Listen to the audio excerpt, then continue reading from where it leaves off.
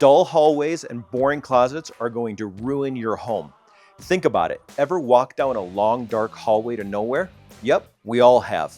Here are a couple real simple ideas to help make these rooms look like they belong. Hallways are tough because they primarily serve a function, getting you from one room to the next. And you really can't place any furniture in a hallway, nor would I recommend it. So, what a lot of people decide on doing is they'll hang pictures of their family that over the years never really change. So, here's a couple of nice ideas to consider. If you have a long hallway, consider doing your end wall a slightly different color. So, for instance, this wall, consider this wall to be a little bit darker than the rest of your walls. As we're talking about colors, we have a linen closet here, which will have a nice big door. Consider painting this door the same as the hallway walls. That way it will make it hide and it won't make it stick out. You only want things to stick out that you want to stick out, not, a closet door like this. Another thing would be natural light. So if in the design stage of your build, you can place your hallway on an exterior wall, I highly recommend it. It'll give you a natural light because you can install a window or maybe a skylight. So for lighting, we went with just simple can lights. 3, 4 can lights in a hallway this size is more than enough. And natural light coming in from these bedrooms and the office is also more than enough that we're not going to have to turn the hallway lights on during the day. Last thing to take into consideration, if at all possible, is to incorporate a bend in your hallway to break it up a little bit. If we didn't have a bend in this hallway, this would be 30 or 40 feet of a 3.5 inch or 4 foot wide hallway cavity, right? To nowhere with a dark wall at the end. The bend adds a little bit of interest to it and it breaks up the space. So hopefully you got some good ideas out of this to make your hallway look just a little bit better.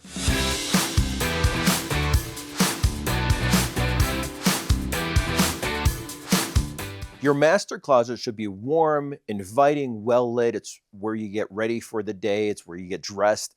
In this oddly shaped corner, we're going to have a rack, so a hanging rack for your longer items. So think dresses, suits, overcoats, things like that. On the right hand side, to utilize the height of our master closet, we went with a double stacked hanging row. So one on the bottom, one on top. We're utilizing the full height of this room. And at the end, we decided to do a 60-inch wide dresser with 2 banks of drawers. And all that means is you will no longer have to fight who gets the top drawer. Everybody gets their own bank of drawers. And a nice idea that came from our cabinet designer was to do the top drawer shallower for things like your watches, your belts, your maybe some jewelry, ties, things like that. So you're not fumbling and trying to find things. It's just all kind of there in a shallow drawer. And a nice countertop on top where you can put some knickknacks or maybe some decorations.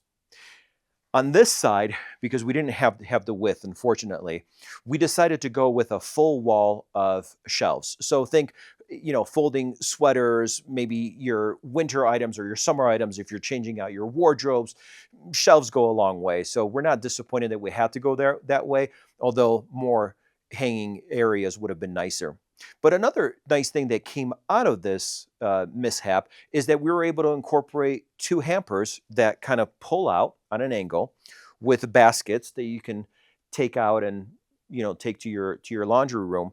But it doesn't take up a lot of space. So I'd imagine in a lot of closets you have a hamper and it just kind of sits somewhere in the corner or in the middle. Here it's fully incorporated into the shelves.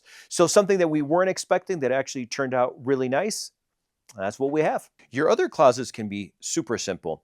In this closet, which we consider our secondary primary closet, we decided to use melamine, which is a super durable, smooth finished material for a dresser. So nothing as elaborate as in the master closet, but also very nice.